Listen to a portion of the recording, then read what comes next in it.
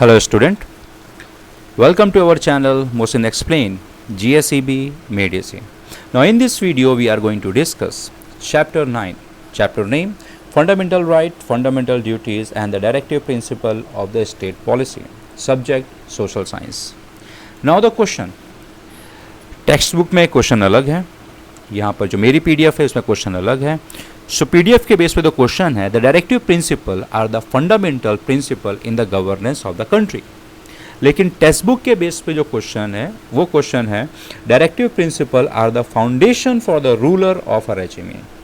इसका मतलब ये है कि हमारी जो डायरेक्टिव प्रिंसिपल जिस बेस पे जिस चीज़ को ध्यान रखते हुए हम कानून बनाते हैं वो एक ऐसा प्रिंसिपल, एक ऐसा सिद्धांत है, एक ऐसे प्रिंसिपल हैं जो हमारे देश को गवर्न करने के लिए बहुत ज़रूरी है. अब किस तरीके से है चलिए जानते हैं. Number 1, establishment of social, economic and political justice is the state objective of the Indian constitution. हमारा देश का जो संविधान बनाया है उसका मकसद क्या है? उसका मकसद ये है कि हम एक ऐसे समाज बना सके, एक ऐसा देश बना सके जहाँ पे सामाजिक तरीके से किसी के साथ में अन्याय ना हो, ना इकोनॉमिक तौर पे ना पॉलिटिकल तौर पे. इस मकसद को, इस पॉइंट ऑफ, इस नज़रिए के साथ में संविधान बनाया गया. हमारे संविधान का मकसद ही यही है. Number 2, the direction regarding the establishment of social and economic democracy, a welfare state and the socialistic pattern of society has been provided in the democratic policy, democratic directive principle. So हमें एक ऐसा समाज बनाना है जहाँ पे social और economic democracy हो और एक ऐसा राज्य बने और एक ऐसे सोसाइटी का पैटर्न बनाए जो सभी के डेवलपमेंट के लिए काम करे.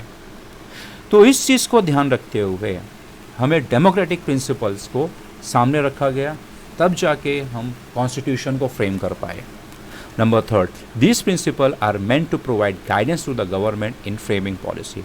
अब ये जो डायरेक्टिव प्रिंसिपल है एक्चुअली एक ऐसे सिद्धांत हैं कि एक ऐसे बातें हैं जो इंसान जब भी कभी भी कानून को बनाएगा, अगर डायरेक्टिव प्रिंसिपल्स हैं उसके दिमाग में या सामने, तो एक ऐसा कानून बनाएगा जिसमें किसी के साथ में किसी भी तरीके का भेदभाव नहीं होगा, ना वो कर पाएगा अगर डायरेक्टिव प्रिंसिपल का इस्तेमाल किया गया. इसीलिए ये बहुत ज़्यादा ज़रूरी है कि हमें एक ऐसी रेजिम भी बनानी है, एक ऐसी गवर्नमेंट बनानी है या हमें एक ऐसा लॉज बनाने हैं जो डायरेक्टिव प्रिंसिपल को ध्यान रखते हुए बनाया गया है. क्योंकि डायरेक्टिव प्रिंसिपल एक इस बेस पे कानून बनाने में मदद करेगा जहाँ पे किसी के साथ में किसी भी तरीके का भेदभाव नहीं होगा. So in this way this question ends over here.